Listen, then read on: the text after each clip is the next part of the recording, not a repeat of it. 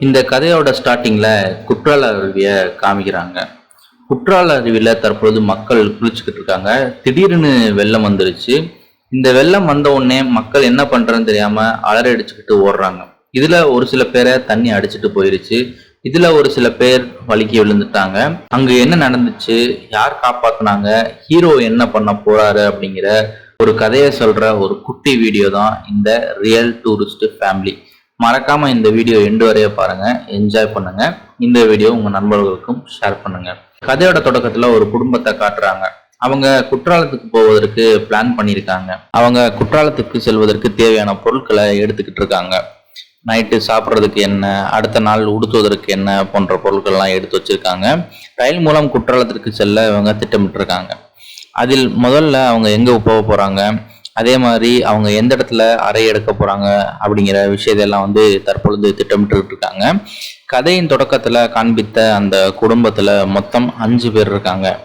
ஒரு அம்மா, அப்பா, அதுக்கப்புறம் ஒரு பையன், 2 பெண் குழந்தைகள். இவங்க தான் இந்த குடும்பத்தில் இருக்கக்கூடிய உறுப்பினர்கள். வீடியோவில் நீங்கள் பார்க்கக்கூடிய இந்த குடும்பம் சென்னைக்கு பக்கத்தில் வசித்து வர்றாங்க. இவர்களின் வீடு மலை அடிவாரத்தில் இருக்கு. இப்போது மணி 3 மணி ஆயிடுச்சு. இப்போ புறப்பட்டாதான் ரயிலை பிடிக்க முடியும். அப்படிங்கிறதுனால உடனே ஒரு ஆட்டோ இவங்க குடும்பம் புக் பண்ணுது. குடும்பம் புக் பண்ணி உடனே எக்மோர் மத்திய ரயில் நிலையத்திற்கு சென்றடைகிறாங்க. இன்னும் 30 நிமிஷத்துல ரயில் எடுத்துருவாங்க. அதற்குள்ள சென்று போய் சேர வேண்டும். ஒரு வழியாக தற்பொழுது ரயில் நிலையம் வந்துட்டாங்க. எவ்வளவோ டிராஃபிக் எல்லாத்தையும் கடந்து இப்போ ரயில் நிலையம் வந்துட்டாங்க. இப்போது ரயில் சரியான கூட்டம், நிற்பதற்கு கூட இடமில்லை. இவங்களோ புக் பண்ணாம வந்துட்டாங்க. இவர்கள் அனைவரும் நின்று கொண்டே பயணிக்க வேண்டிய ஒரு சூழ்நிலை ஏற்பட்டுச்சு. எக்மோர் ரயில் நிலையத்தில் ரயில் 6வது பிளாட்ஃபாரத்தில் இப்போது நின்று கொண்டிருக்கிறது. இப்போ ரயில் புறப்பட இன்னும் 15 நிமிஷம் தான் இருக்கு. 18 வயதிற்கு கீழ் உள்ள சிறுவர்கள் அங்கே வேடிக்கை பார்த்து கொண்டிருந்தார்கள். ரயில்ல கூட்டம் இருந்ததுனால அந்த பெண் குழந்தைகள், அப்பா நம்ம வீட்டுக்கே போயிடலாம்ப்பா, அடுத்த வாட்டி வேணா நம்ம போகலாம் அப்படிங்கிற மாதிரி சொன்னாங்க. அப்பாவோ, இருமா கொஞ்ச நேரம், கூட்டம் இறங்கிடும், செங்கல்பட்டு வந்தா நமக்கு உட்கார இடம் கிடைச்சிரும் அப்படிங்கிற மாதிரி ஆறுதல் கூறினாரு. இன்னும் ரயில் புறப்படவே இல்லை. அங்கு நின்று கொண்டிருந்த சிறுவர்கள் யாராவது மது போதையில் வருகிறார்களா, ரயில் ஏற வருகிறார்களா என்றதெல்லாம் பார்த்துக்கிட்டே இருந்தாங்க. இவர்கள் சாதாரண சிறுவர்களே கிடையாது. இப்போது ஒரு நபர் சாதாரண மது போதையில ரயில் ஏற வர்றாரு. இங்க ஒரு விஷயம் இப்போ நடக்க போகுது, அதை எல்லாருமே பாருங்க. மது அருந்திவிட்டு வந்த நபரை பார்த்தார்கள். மது அருந்தியவர் இந்த குடும்பம் அமர்ந்திருந்த பக்கத்திலேயே அவரும் போய் உட்கார்றாரு. அவர்களும் இதை பெரிதாக எடுத்துக்கொள்ளவில்லை. ஏன் அப்படின்னா அவரை பார்த்தா அப்பாவியா இருந்துச்சு. அது மட்டும் இல்லாம அவர் பேசிக்கிட்டு இருந்தாரு, இந்த மாதிரி லோக்கல்ல மூட்டை தூக்குற வேலை பார்த்துக்கிட்டு இருக்கேன், அந்த உடல் அசதிக்காக நான் மது அருந்திருக்கேன் அப்படிங்கிற மாதிரிலாம் பேசிக்கிட்டு இருந்தாரு. இப்போது அவர் ஏதோ பொருள் வாங்க ரயிலை விட்டு இறங்குறாரு. அந்த நபர் இறங்கின உடனே அந்த பசங்க ஓடி இவரை இடிக்கிறாங்க. அந்த வேடிக்கை பார்த்த பசங்க இவர்கிட்ட இருந்த மொபைலை எடுக்க ட்ரை பண்ணுறாங்க. மொபைல் எடுக்க முடியலை, அவர் இருக்கையா பிடிச்சிட்டாரு. ஆனால் அந்த பையில இருந்த 500 ரூபாய் எடுத்து அந்த பசங்க ஓடிட்டாங்க. இப்போதான் நமக்கு காட்டுறாங்க, இந்த பசங்க வேடிக்கை பார்த்தது இந்த மாதிரி மது போதையில் வரக்கூடிய நபர்களிடம் பணம் பறிப்பதற்காக நின்று கொண்டிருந்தாங்க அப்படிங்கிறது நமக்கு தெரிய வருது. அந்த நபர் இதை சற்றும் எதிர்பார்க்கல. நல்ல வேளை அவர் பர்ஸில் பணம் வச்சிருந்தாரு, இல்லைன்னா அவர் வீடு போய் சேர்ந்திருக்க முடியாது. இப்போது அந்த நபர் பொருளை வாங்கி கொண்டு ரயிலே அமர்ந்துட்டாரு. அவர்கள் போனை எடுக்க முயற்சித்த போது இப்போ சட்டை கிழிஞ்சிருச்சு. அவரால் என்ன சொல்றதுன்னு தெரியல, ரொம்பவே பதட்டம் அடைஞ்சிட்டாரு. கொஞ்சம் மது அருந்தி இருந்தால் அவர் புலம்பிக் கொண்டே வந்தாரு. இப்ப உள்ள பசங்க எல்லாம் கெட்டு போயிட்டாங்க. இந்த பசங்களுக்கு 18 வயசு கூட ஆயிருக்காது, இப்படி பண்றாங்க, அதுவும் பட்ட பகல்ல என்று புலம்பிக் கொண்டே வந்தார். இவர்களும் அதை பார்த்து கொண்டே, அப்பா பாவம் இல்லப்பா என்று பையன் கூறுறான். அதற்கு அப்பாவும், இது கலிகாலம், நம்ம தான் ஜாக்கிரதையா இருக்கணும் என்று சொல்லிட்டே வர்றாரு. இப்படியே 2 மணி நேரம் போகுது. அவங்க சொன்ன அந்த செங்கல்பட்டு ரயில் நிலையமும் வருது. அங்கே மக்கள் கூட்டம் பாதி இறங்கிடுச்சு. இதையெல்லாம் கூட்டத்தில் இருந்த ஒரு அரசு அதிகாரி கவனிச்சுக்கிட்டே இருந்தாரு. நடந்த விஷயத்தை எல்லாம் ரயில்வே அதிகாரிகளுக்கு இமெயில் மூலம் அனுப்பிட்டாரு. இப்போது சீட்டில் உட்கார இவங்களுக்கு இடம் கிடைச்சிருச்சு. அப்படி என்றாலும் இவர்களுக்கு ரயில் தரையில உட்காரதான் இடம் கிடைச்சிருக்கு, ஃபுல்லா கிடைக்கல. இப்படியே செங்கோட்டை வரை ரயிலே பயணித்தாங்க. இப்போது இவர்கள் அங்கிருந்து இறங்கி ஆட்டோ மூலம் குற்றாலம் செல்ல ஆட்டோவையும் புக் பண்ணிட்டாங்க. இவர்கள் குடும்பத்தில் ஒரு மறைக்கப்பட்ட விஷயம் இருக்கு. குற்றாலத்திற்கும் காஷ்மீருக்கும் ஒரு நெருங்கிய தொடர்பு இருக்கு. இந்த படம் முடிவதற்குள் உங்களுக்கு அந்த விஷயம் அப்படிங்க தெரிய வரும். அதனால வீடியோவை ஸ்கிப் பண்ணாம ஃபுல்லாவே பாருங்க. இப்போது செய்தியில இனி சிறுவர்கள், அதாவது 18 வயதுக்கு கீழ் உள்ள சிறுவர்கள் முக்கிய ரயில் நிலையங்களில் அனுமதி கிடையாது அப்படிங்கிற ஒரு நியூஸ் வந்து ஓடிக்கிட்டு இருந்துச்சு. இது ரயில்வே வாரியம் எடுத்துள்ள அதிரடி முடிவு அப்படிங்கிற மாதிரியும் ஓடிக்கிட்டு இருந்துச்சு. சென்னை லோக்கல் மின்சார ரயில்களில் பெட்ரோல் இல்லாமல் 18 வயதுக்கு கீழ் உள்ள நபர்கள் பயணித்தால் அபராதம் விதிக்கப்படும். பிளாட்ஃபார்ம்களில் அவர்கள் நிற்பதற்கு தடை விதிக்கப்பட்டுள்ளது. பிளாட்ஃபார்ம் டிக்கெட் இல்லாமல் யாரும் வரக்கூடாது அப்படிங்கிற மாதிரிலாம் செய்தி ஓடிக்கிட்டு இருந்துச்சு. அப்பா புரிந்து கொண்டார். நேற்று யாரோ உயரதிகாரி கூட்டத்தோடு கூட்டமாக இந்த விஷயத்த மேலதிகாரிகளுக்கு கூறியிருக்காரு. இதனாலதான் இந்த முடிவு எடுத்திருக்காங்க அப்படிங்கிறத அவர் புரிஞ்சுக்கிட்டாரு. இந்த செய்தியை பணத்தை பறி கொடுத்த அந்த நபரும் பார்த்துக்கிட்டு இருந்தாரு. இப்பதான் அவர் மனசுல கொஞ்சம் சந்தோஷம் அப்படிங்கிறது வந்திருக்கு. அவருக்கு அந்த பணம் போனாலும் இந்த செய்தி அவருக்கு மன ஆறுதலை வந்து கொடுத்துச்சு. அவரு அவங்களோட மனைவிட்ட இன்னைக்கு சாயங்காலம் கிளம்பி குலதெய்வம் கோயிலுக்கு போயிட்டு பொங்கல் வச்சுட்டு வருவோம் அப்படிங்கிற மாதிரி எல்லாம் பேசிக்கிட்டு இருந்தாரு. நேற்று நடந்த கொடுமை எல்லாம் தீர்வு கிடைச்சிருச்சு, சாமி கண் திறந்துட்டாரு அப்படிங்கிற மாதிரிலாம் அவர் வந்து பேசிக்கிட்டு இருந்தாரு. இப்ப இந்த குற்றாலத்தை வந்து திரும்ப காமிக்கிறாங்க. இந்த குடும்பத்தை பொறுத்தவரை எங்கேயாவது டூர் போய்கிட்டே இருப்பாங்க. இப்போ குற்றாலம் வந்து இறங்கினதும் அப்பா இதே வாங்கித்தா அதே வாங்கித்தா என்று குழந்தைகள் ஒரே அடம்பிடிக்க ஆரம்பித்து விட்டார்கள். இருங்க பொறுங்க, இன்னும் டைம் இருக்கு, 2-3 நாள் இங்கதான் இருக்க போறோம் அப்படிங்கிற மாதிரி அப்பா சொல்றாரு. முதல்ல வந்த வேலையை பார்ப்போம் அப்படிங்கிற மாதிரியும் சொல்றாரு. இதுவோ குற்றால சீசன், மக்கள் கூட்டம் அந்த இடத்துல நிரம்பி காணப்படுது. தங்குவதற்கு விடுதி கூட கிடைக்கல. கடைசியா அங்கும் இங்கும் திரிந்து ஒரு ரூமை வாடகைக்கு எடுத்துட்டாங்க. அங்கேயே சமைத்து சாப்பிட பாத்திரங்களும் வித்துக்கிட்டு இருப்பாங்க. பாத்திரங்களும் வாடகைக்கு விடுவாங்க. அதை போய் வாங்கிட்டு வர்றாங்க. தேவையான பொருட்களை வாங்கிட்டு வர்றாங்க. அன்னைக்கு காலையில அவங்களே சமைச்சு அவங்களே சாப்பிட்றாங்க. இப்போது 2 நாள் தங்களது டூரிஸ்ட் பயணத்தை இவங்க திட்டமிட்டாங்க.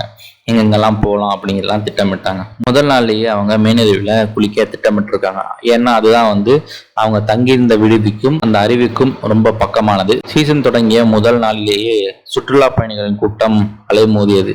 பிற்பகல் 3 மணி அளவுல முக்கியமான மெயின் அருவியில் மக்கள் அதிக கூட்டம் குளித்து கொண்டிருந்தனர். அதே சமயம் மேற்கு பருவமழை காரணமாக மேற்கு பகுதியில் திடீரென கனமழை பெய்தது. இதன் விளைவாக அருவியில் திடீர் வெள்ளப்பெருக்கு ஏற்பட்டது. மக்கள் பீதியில் அங்கும் இங்கும் ஓடினர். சிலர் அருவியின் நடுவே சிக்கிக் கொண்டனர், சிலர் வலிக்கு விழுந்து விட்டனர்.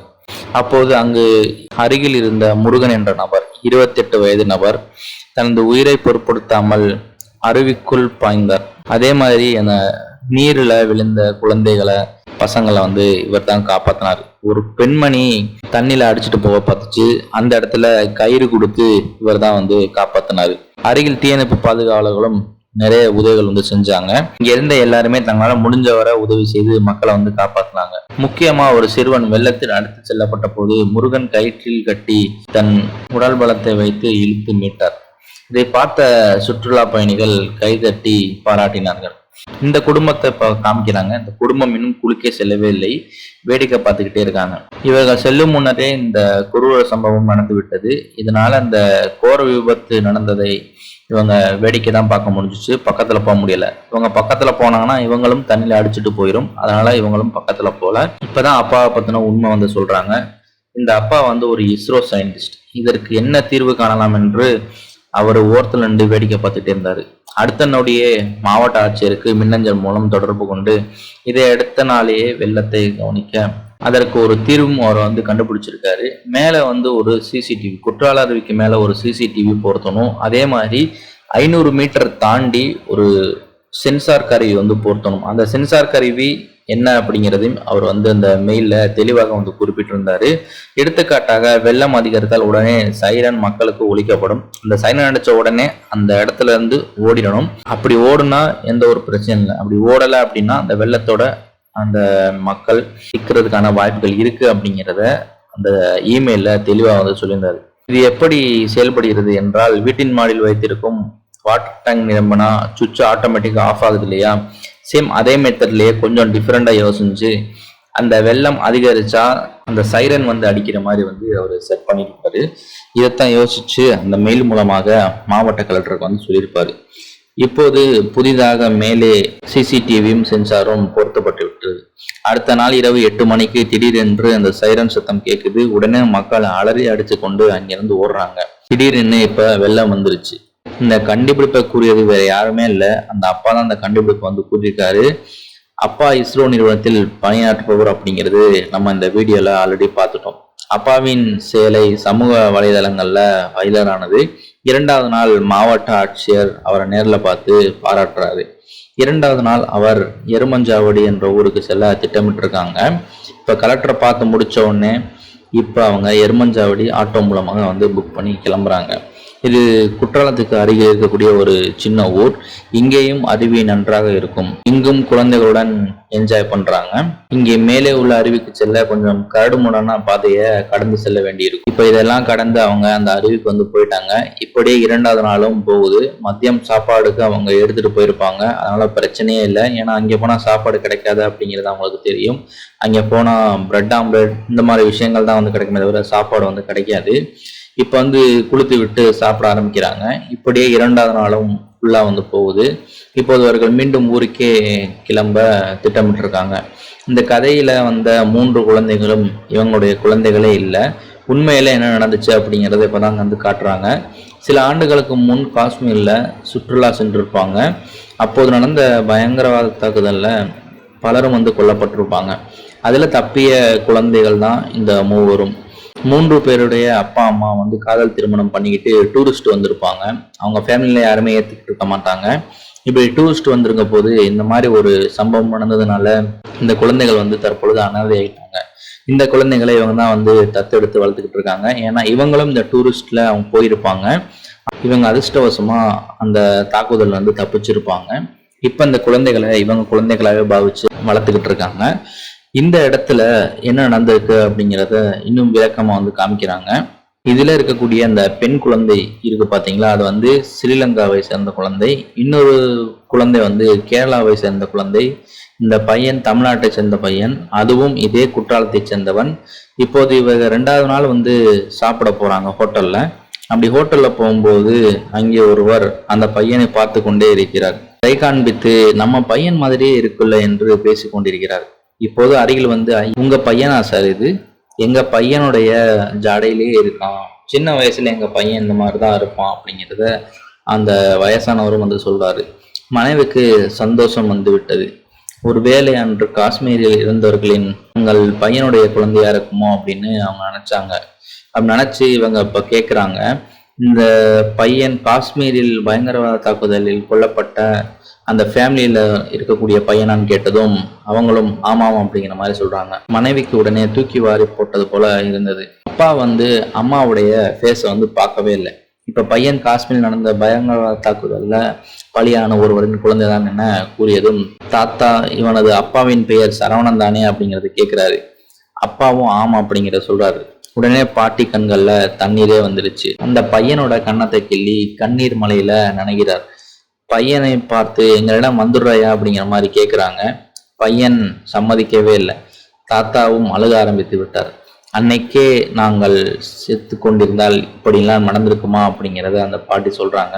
இப்போ தாத்தா கேட்குறாரு, உங்களுடைய விலாசம் கொடுங்க, நாங்க எங்க பேரனை பார்க்கணும் அப்படின்னு நினைச்சோம் அப்படின்னா சென்னைக்கு வர்றோம் அப்படிங்கிற மாதிரி சொல்றாங்க. இவங்களும் விலாசம் கொடுக்குறாங்க. அடுத்த நாளே அங்கிருந்து சென்னைக்கு இந்த ஃபேமிலி கிளம்புது. இந்த கதை எப்படி இருக்கு அப்படிங்கிறத பாருங்க. கண்டிப்பா இந்த கதை ஒரு நல்ல கதையா இருக்கும்னு நினைக்கிறேன். இது ஒரு ரியல் டூரிஸ்ட் ஃபேமிலி போலவே இருக்கா அப்படிங்கிறத கமெண்ட் பண்ணுங்க. இந்த வீடியோ உங்க ஃப்ரெண்ட்ஸோட ஷேர் பண்ணுங்க. வீடியோ பிடிச்சிருந்தா லைக் பண்ணிக்கோங்க. இந்த மாதிரி நிறைய வீடியோ நம்ம சேனல்ல இருக்கும், போய் பாருங்க. இவ்வளவுதான் வீடியோ. நெக்ஸ்ட் வீடியோ மீட் பண்ணுவோம். பாய்.